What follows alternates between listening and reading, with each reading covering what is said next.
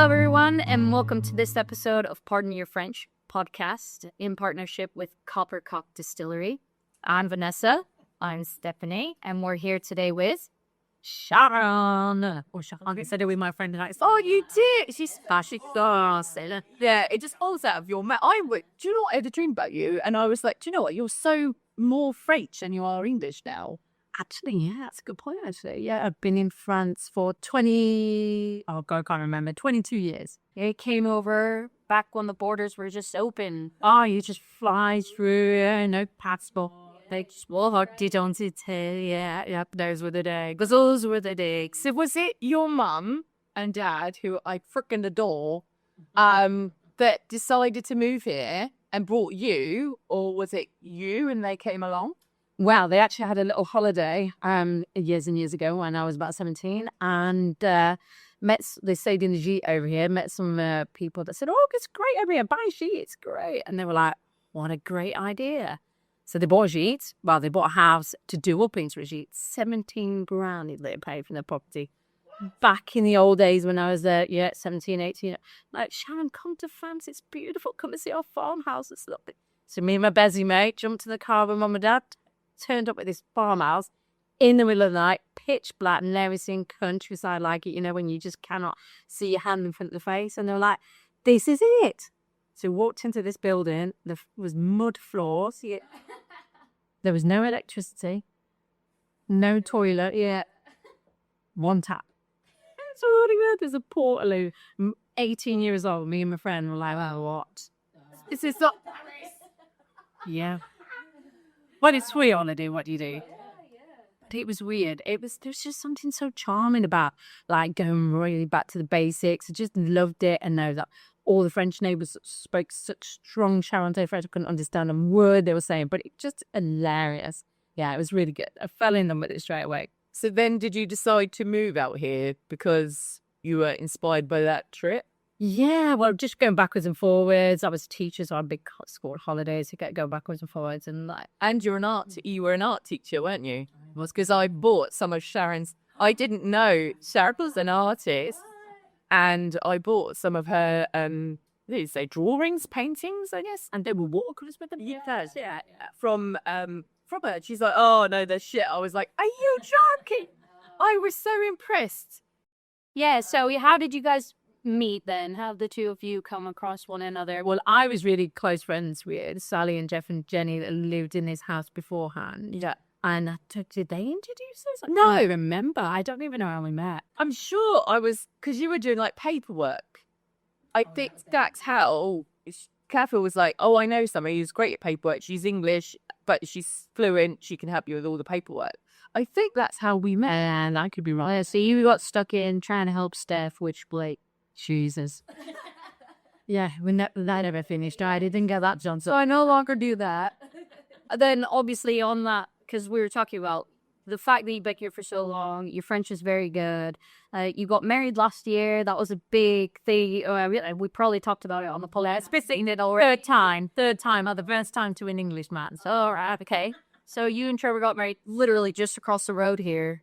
We were really close to the Steph's house. And we were talking about like the paperwork involved in getting legally wed in France. Yeah. So how did that go? So my first two marriages were completely different because it was French husband. So that was like, yeah, that's simple. But for us, we had to go to mairie. They gave us our dossier de mariage. And so basically in this dossier de mariage, there's all the different bits and bobs. You've got to go to all your family history, all your detailed birth certificates, all my old divorces. Yeah, you have to have divorce certificates, but you're not polygamous. Yeah, I've tried that, but now it don't work. But yeah, so, and then it just takes such a long time because in France, they always want the original certificate. So yeah, and then trying to get things translated. They've gone a little bit slack on the translations recently. Yeah, I heard that. Yeah. They now want originals, whatever country they come from. Yeah, were then translated copies. We had the unfortunate thing of the secretary at the mairie. I don't know when I'm allowed to mention names, so I won't. We'll just call her Frilly Knickers, shall we? So she was a I could just imagine her and her feeling it because you might have to edit it. So I have to know. But she was insisting on having a birth certificate that's dated less than 3 months because that's what they do in France. Yeah. So I tried to explain to her that in England we only have a birth certificate from birth. We don't have a renewal every time there's a life event that happens. Yes. And she did not get it. And she was refusing to hand over my documents until I gave. And I was like, well, just hand them over. And if there's a problem, come back. It's one of months. I finally got her to drop her free knickers. And we did. And she then passed the paper and everything was accepted. So it's just trying to battle against that stuck in the mud freshness sometimes. Yeah, it is. The thing that's weird is obviously for me to get a birth certificate copy, it's a copy. And the copy's got a stamp on it saying the date that they issued the copy. And for me, when Simon and I were doing our packs, that was how I established it was less than 6 months old.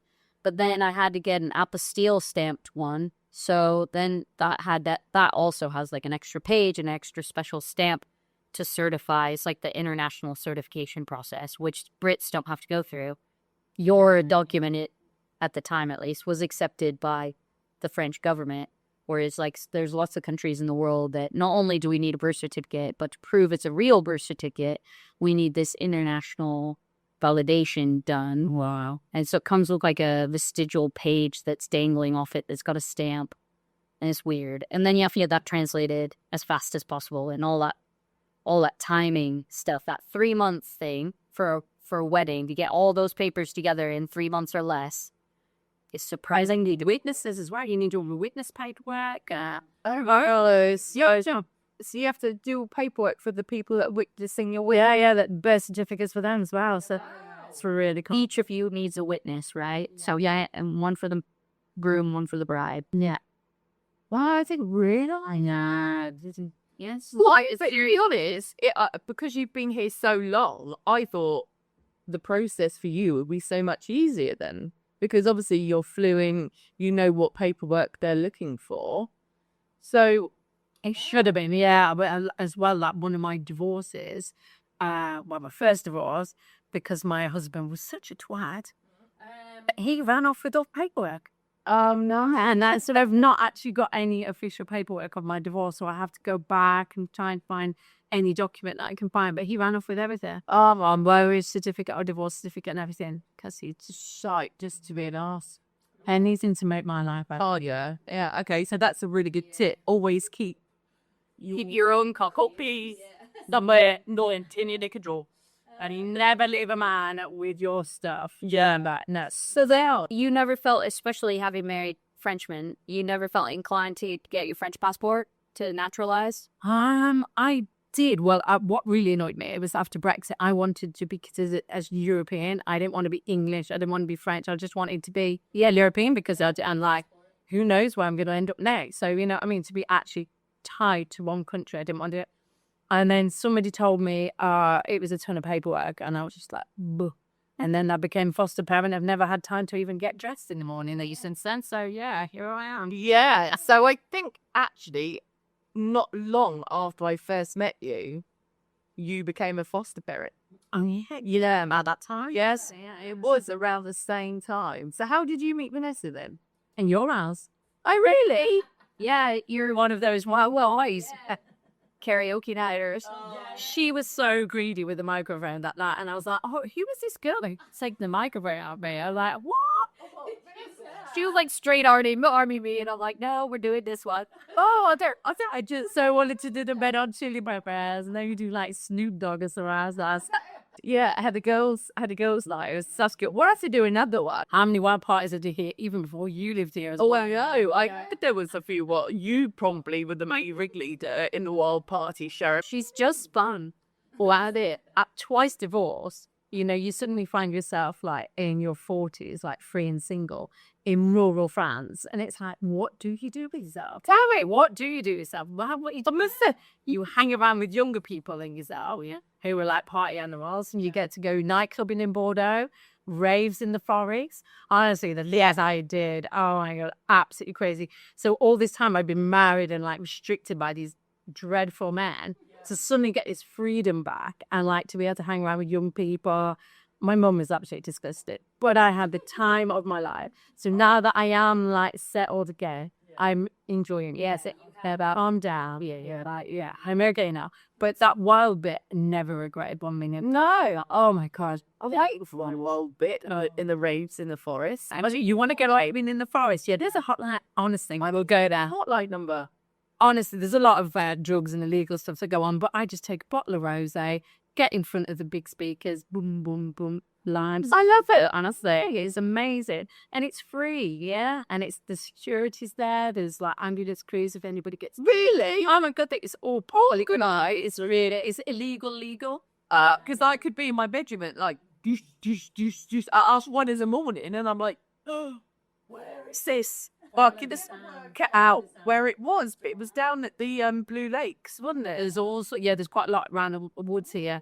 They are amazing. Wicked. No, I have to do that. We have to get on this call Drake and ask the hotline number. Honestly, it's so worth it. And it's such an experience. And like, there's no danger. I know, obviously, there's a lot of drugs and stuff, but you can just keep away from us. Yeah. And the people are just so friendly, honestly. The atmosphere. How did you end up finding this? Just young kids. She's like, I'm the hotline. No, it's just the friends that I used to hang around with, Ross, like the young crowd. They just used to do it all the time. It's like, this sounds like fun. I've got to discover it. Obviously, a little bit nervous. She was nervous, but it was like, so glad I did it. It was, And a party in the forest, it's just got to be even more cool, hasn't it? Well, see, there are things. There are things to do in rural France. You say you've got to know where to buy. You've got to have a Sharon to tell you where to go looking for it. And to be so close as well to Bordeaux. I mean, God, there isn't many better cities to be nearer to. I mean, the nightlife of Bordeaux. Yeah, I haven't had a night in Bordeaux yet. Girls' night. Yeah, I literally haven't had a night down there. Every guest we have, we're like, we're going to party? Yeah, we'll party, yeah. How we do. It's been great to the social life, though, because... So when you got married, because you were so close to where I live, that day you got married, my dad and Carter were being absolute douchebags as I'm trying to get a nice dress on, do my hair and makeup to get to your party. I got so mad they'd done something in the kitchen and made an absolute mess. So I sent them to your wedding ahead of me. To get them out, yeah. They had them out of my hair. So I had 5 minutes. So I sat down and thought, this is nice. The sun's shining. I'm in a nice dress. I'll have a glass of wine. Then I drank 3 glasses of wine and I could hear the music being played. Usually it was only 3. I think it might be 4. And it was... She's a lightweight, though. She's a lightweight. But then I was like, I'm going to go to the wedding now. So I just walked out of my garden onto the road and started walking down. And I was like, I can hear Jade singing. And I just walked in and I was like, hello. And I came up to you and I was like, I still got the picture of us having a snooze. And then, it was the best. I'd never been to a wedding in France before, but it was like, apart from working with one. But I was like, it was so much fun. And that was the first time I saw Zach. Oh, yeah, Zach. Zach Whiteson play.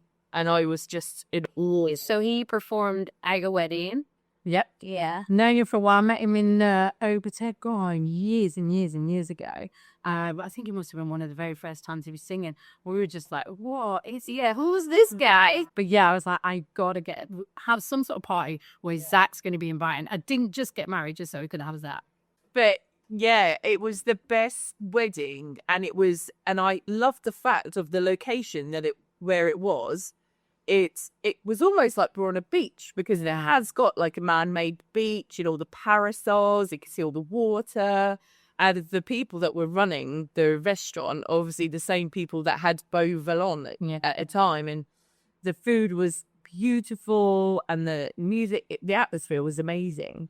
Yeah, the idea was to be like that beach style sort of wedding because like we originally wanted to get married in Thailand, but we were getting so confused over the paperwork being legal in France, in the UK, and Thailand. It just got so confusing. So we thought we'll just have a big party over here on a beach-ish, and then go to Thailand separately. But that was the whole idea. We didn't want place names. We didn't want people sat there. Yeah. We didn't want long speeches. We didn't want all this like the first dance and the wedding cake has to be there at that time. And yeah, it was all it was 8 bars and Fun party. and then the amazing thing as well to get all your friends up to sing individually as well. We didn't want it to be a free for all. I was like, that's why you guys were not on a karaoke.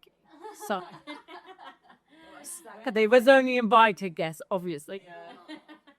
But yeah, it was just the best day. I mean, I must admit, being married third time, you got to do it how you want it. It's like, it's like, yeah. So I did the British wedding, did the French wedding, then we had Sharon's wedding.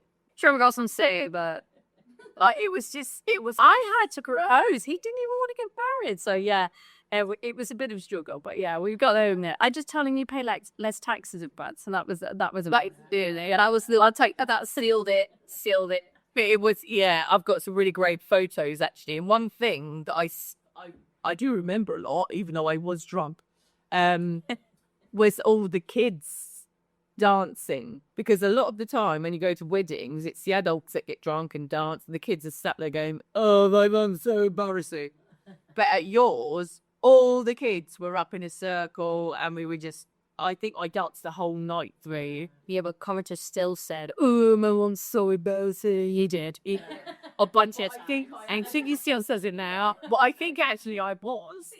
So I'll allow that, because apparently A lot of people after the wedding said, "Who was that girl?" That girl. So speaking of kids, tell us about the situation for becoming a foster parent. Tell us about how you went about that process. Well, I had a restaurant when I first came up here. I ran restaurants and I got myself into a load of debt, but that's okay. Relax. So to get out of that, I had to get a proper job. So I got a proper job in a hotel. Thought, he worked this hotel idea really, really well. So instead of trying to fill his place for tourists, like what everybody does when they run jeets over here, it actually used the hotel as a lot of local workers. We get a lot of migrant workers at me in France. So like these people do travel publics that go and do the roads and installing the cables. And so a lot of these guys get paid to stay away so they can stay in the hotel, all paid for overnight. So my boss would fill this hotel with all these migrant workers. So whenever he had room, he would do that. And so it wasn't a tourist hotel, it was just a hotel. And that's how he made his money. So wow, that's a great idea. So I quit my contract. I was on the dole for a little bit, do my house up, do all the reviews up, do exactly the same, easy money, no problem at all. And then Trevor said to me one night, he went, "Do you know what, Shaz? All these times you come up from that hotel, you tell me about all them freaking weirdos wander around the corridors in my house." This is, no, I don't think I want it. There's like, I can't even go through the poo stories, the shower stories, the bits you find in bed. Honestly, I'm walking in to all the nakedness. So yeah. He just didn't want them. I don't know why. And that's rare. So we actually sat down one day and he said, "Do you know what? But one thing that I would do is I would have children in the house." And I was like, "I've always wanted to foster home." Yeah, me too. And I was like, "Oh." So we went in. I did like a basic training course, found out all the rules and regulations, did the house up. And then the next thing after that went on proper course. And yeah, I just put my CV in for the first place that I could find on the list. And within 2 days, somebody called me, "See him?" And they were just like, I got this interview and they were just, because the company I was going to work for did from 5 years older and older. But I was like, yeah, that sounds fine. They're all like trained and stuff. So I went in and went, "Well, we've asked you here for one reason. We've decided to expand. So we're going for younger children. How do you fancy a 2-year-old?" And I was like, "Of course." I'm so desperate for a job. Of course, I'd love a 2-year-old. So it's streaming it. I got here. I was like, "We're having a baby." And yes, it'll start from there. oh my God, that's amazing. Yeah. So how many? I mean, it's lovely that you both were like, "Oh, we'd love to have kids in the house," and for Trevor to be the one that initiated that. That's lovely as well, because I could imagine being like, "Oh, I thought we'd foster some kids," and then husband be like, No, I'd rather go. So it's great. That was his initial, and you were like, "Oh yeah, brilliant." Since we're together, so I would noticed he like whenever we go to parties, we're the ones that always end up in corner with the kids. Yeah, I mean, like didn't even do it on purpose. We just seem to have this way of talking to kids and getting on with the kids and helping other people with their kids' situation, and just always like felt like the natural thing to do. But Because you have such a skill and you talk to them more grown up. I see, like when you talk to Carter, you treat him not as a child. You talk to him older, so he feels more, I guess, independent to express himself and safe in that conversation. You take every child exactly who they are, but you find that little spark within them and you make it bigger. I've seen that with you, and it's and with Trevor, and it's amazing because it's such a freaking hard job. I only to use your holiday to have time to reconnect with your family, your husband, and all that. So yeah, so it's so we actually then foster if we've got room in our house, we foster people while other families who are on holiday, you take them as a relay. Yeah. And so when I go on holiday, the boys then automatically go to another as a family. Normally the same person every time, so it's a big shock to them to keep moving them around, and it's good that they create other relations with other foster kids. So winner. Are you able to make like you said boys, so do you always get boys, or are you able to say we only want to foster boys, or we only want to? I don't know why they keep dumping in all these boys on me. The only girl that we had, I know 2 girls that we had, but they're the only 2 girls that I've had. But for some reason I seem to be getting mainly boys. But I think they try and encourage, especially as they're growing up and they don't know what the problems are going to be, that they just tend to keep boys together, rather than having too much of a lesson, because we don't know what some of these kids have suffered or what may occur. Oh yeah, as a base, don't you? So so I've got the 5-year-old. I'm 5. He's not 5 now. Jesus, 7-year-old, 14-year-old, and 16-year-old. Oh, okay. So that's a really nice mix of ages, though, because you get to see them growing, and I think that's great. Yeah, it is quite nice. Yeah, and it's quite surprising. The 16-year-old and the 7-year-old get on better than they do now. Yeah, they really get on well together. Yeah, because they're like little brothers, and it's nice that they formed that bonding connection, which they wouldn't have had if you hadn't have. Interested and be looking for a job, but you know what I mean. But I always think like your path will find you, but even if you stray off it and go, oh no, I want to go do that, like something will happen to go, no, Sharon, you're meant to be doing this. That one conversation that night with Trevor has just changed the rest of your life and your path, and you're on it. So that's why it feels so good, and also the fact that has then led to the fact that we can change the children's lives. Yeah. Or, that's why younger boys that are with me have now managed to, 2 older boys that are with me, have managed to experience doing things that they couldn't do before. And to be able to give them opportunities that they've never had is just like, it's magic. I think it's incredible. Do you, because obviously you were born in England, so do you have to have a level of French to be able to, of course? Yeah. I mean, there's other an Irish lady that works in the same company as me. But yeah, you to get through the initial testing to be able to have the children, the French is quite basic, and there's no written tests that you don't have to pass. You just have to go to rendezvous and make notes and make sure you know what the law is and things like that. So, and that one's quite simple because you would, like, I don't know whether it's the same in England anymore, but in France, it's still the old system. We put something on the whiteboard, and then we'll give you a piece of paper. I will just read to you what's on your piece of paper. Then you're going to take it with you anyway. So yeah, so that was quite easy to get through the first step. If it's supposed to be French law now that once you've been doing it for a certain amount of time, then you're supposed to get the diploma. And the diploma then puts you further up the pay scale, right? But then it gives you like more rights. And so I thought, yeah, that sounds good. I get a diploma.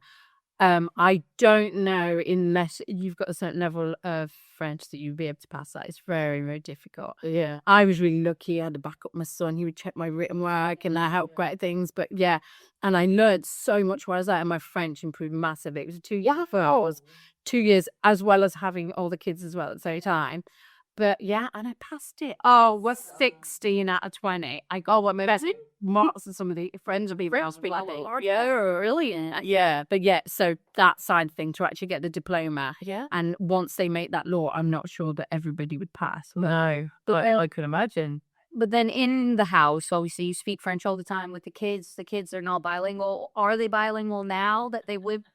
I mean, I imagine you guys talking smack, when you're like, I want to strangle this kid or whatever, but doing that in English so that they don't know. This is the thing. When we first had the little one, we spoke in English when we didn't want him to understand what we were saying. So when he's there, we would always speak in French. But like once in another room, and our little private stuff, and it was like, and then all of a sudden he started replying. It was like, where did that come from? It was in English. It was like, no, and the smallest one that's been there the longest, he's completely bilingual, and Oh my God. But I noticed the difference too. And when I first met it, obviously my French is terrible. So I'm going, oh, hello. And trying to speak to him. And he's like going, well, your French is basically so crap. Whatever. Walk it off. And I'm like, oh, okay. I didn't know he spoke English because I've only ever seen him interact with French kids and speak French. So yeah, but then I noticed, and he would look at me, and he could obviously understand some of the things that I was saying to you, and I was like, wow, he had come on so quickly with his English. The older boys, they've only been with me since September, and the oldest is the way. So, they have the antenna system here. Yeah. So when they go to lycée, if it's far away, he can sleep into the week. So I'm bored for the week. So he doesn't spend as much time at home with us, until his recent exclusions, but that's something else. And keeping me on my toes. And but the middle boy, who's 14, his marks in French and English at school now suddenly started going with OO. And he's really proud that he goes back and tells me what he's doing. And he's starting to pick up. And also, they play online in English, don't they? Your French boys, they play online, and girls, obviously. But yeah, so he's like mixing the two, and he's really starting to improve in English now. But yeah. that, for him, when he's older and his job opportunities, where he can go work, travel, live, is phenomenal. But he's only going to have that because he's stepped into your house where you are a bilingual family and household. Yeah. It's amazing. The job you do is incredible, and it's a kid that hasn't got very much confidence. So by hand, she having this extra language, this extra something they even show off. He just suddenly brought him out and stuff. It's real. Yeah, it's fantastic. Yeah, and when they congratulations. Because that's just the fatigue and like the breakdown. You need when you get that positive back. It's awesome. Amazing, and you're so well known in this community. You are for many things. So, the very highly, and I'm very proud to be your friend. Oh, I just get crying. So, obviously, you moved here with your mum and dad. I know, I didn't, but I did move with my mum and dad. No. I was here visiting on holiday and saw the restaurant of sale. So I wanted to run a restaurant with my husband at the time, who was a French chef. So you married a Frenchman in England, who was a chef, decided to move here, and it just so happens it was when you were visiting your parents that we fell over this restaurant. Wow. Yeah, that's how it all started. But the point being that your aging parents are still around here. Yeah.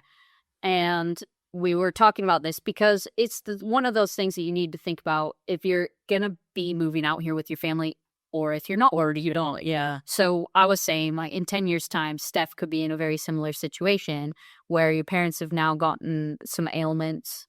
And then on top of spending 24 hours a day with your foster children, you're now fostering your parents at the same time. They're not stressed, but I hope they don't have. Well, they was guys, so they did used to come and help in the restaurant, which was absolutely amazing. If it wasn't for them, I wouldn't got my business up and running. They've always been massive support. So that was like, so this is payback now. So they've got to that age. Obviously, they need a little bit of help, and and it's my parents have decided that they want to finish their days in France. They don't want to get to that point where they get ill and they have to go back to the medical system in England. They don't want that.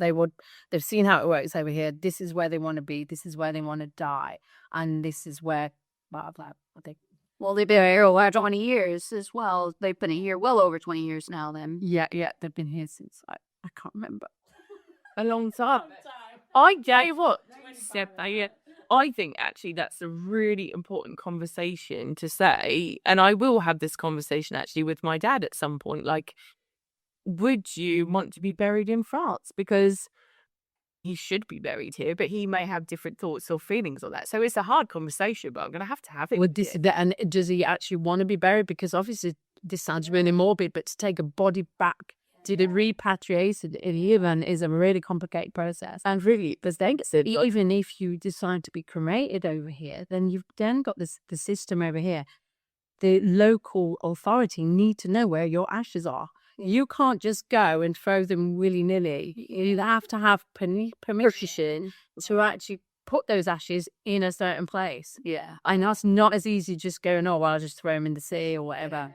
But yeah, that is a way, though, if you can register taking the ashes back to UK, that's one way indeed. But it'd be easier than repatriation. Well, also an idea, because of the changes since Brexit in having insurance when you come over with a visa and stuff. Like, I know when I did my visa and residence card here, I had to have insurance that also included repatriation. Yeah, me too. My body. Yeah. So if you have, if you're setting it up, obviously you should have insurance that covers that cost. It doesn't cover the bureaucratic headache of it for whomever is left holding the paperwork, but it is something that is now a little bit easier to cope with for people who are coming over. Whereas back in the day, obviously you just like, I took the ferry here.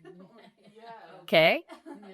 That is good for, I think obviously as a big community, and the struggles it's had in the last few months with people that have passed, obviously that we were close to, for me personally, and I think for you, the community has just stepped up in such a way.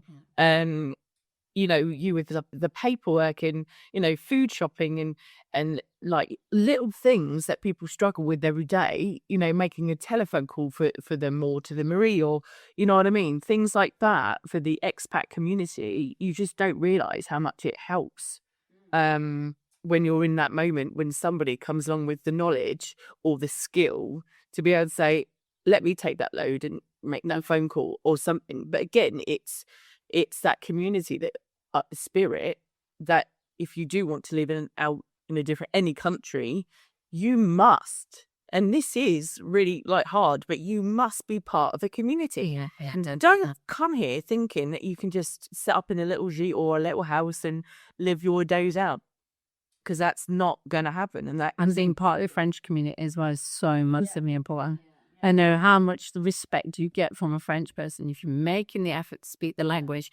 You go to the chasse dinners, whether you believe with the chasse or not. You go to the community events and seeing, and you're putting money back into the community, and you go and be part of the community.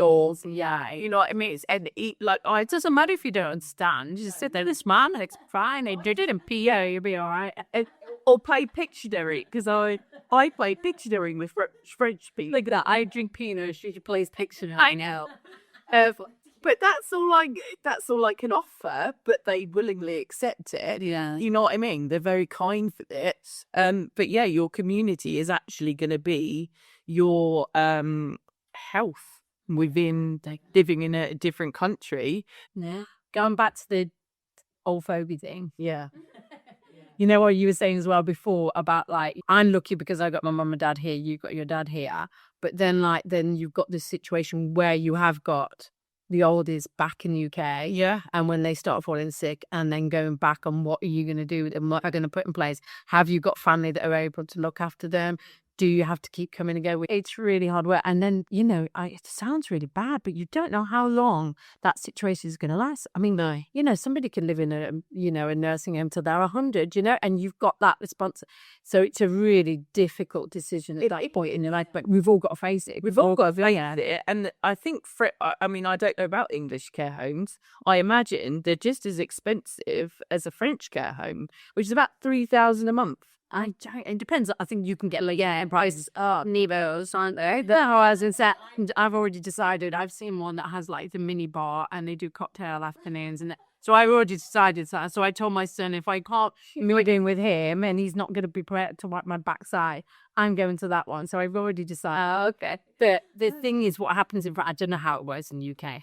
What happens in France is basically the old person goes into the old person's home and they will use or whatever money, Whatever assets they have, they'll sell their house. feels a point where they would have to sell the housekeeper. Well, The only time you can avoid that is if they move in with you.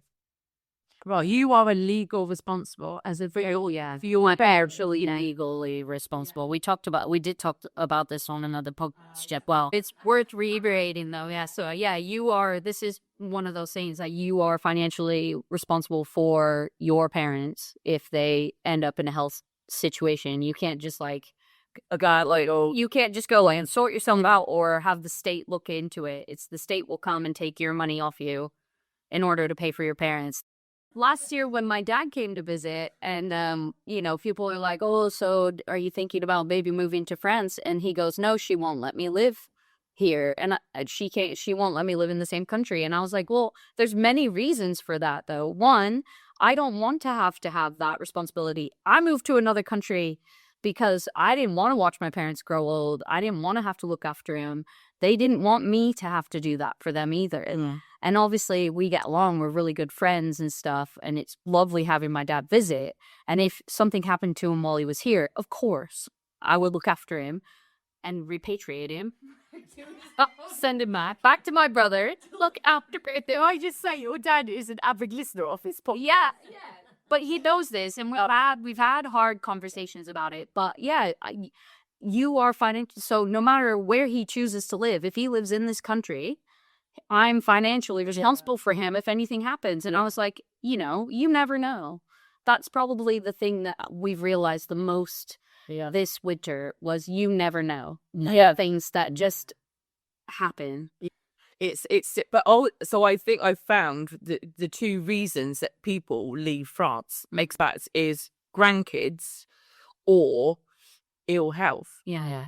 That's the only reasons. But the main, if you can, find ways around those two reasons, and there's no problem with staying on here. But I also have seen the flip side of elderly people with health elements that live here by themselves that don't want to move back to England, that do struggle to be in their property everyday functioning.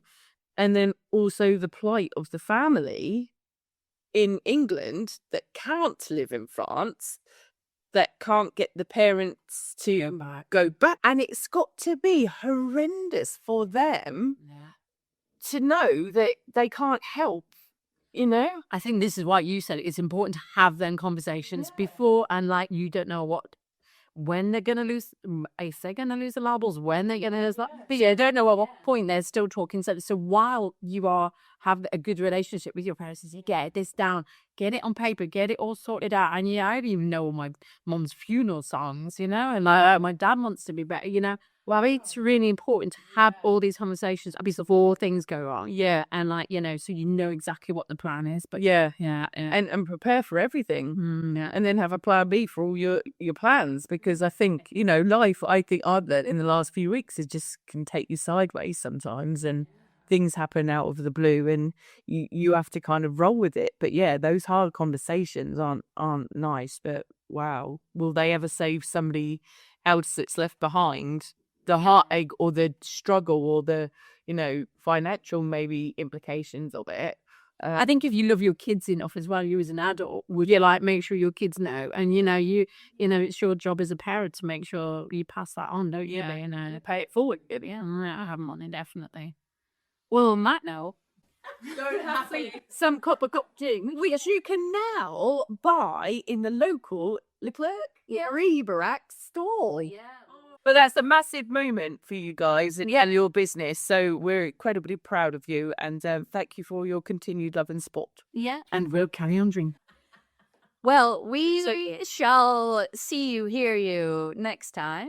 Yeah. And thank you very much for watching and listening. Like, subscribe, follow, and look after your own fogies. Yeah. Yes.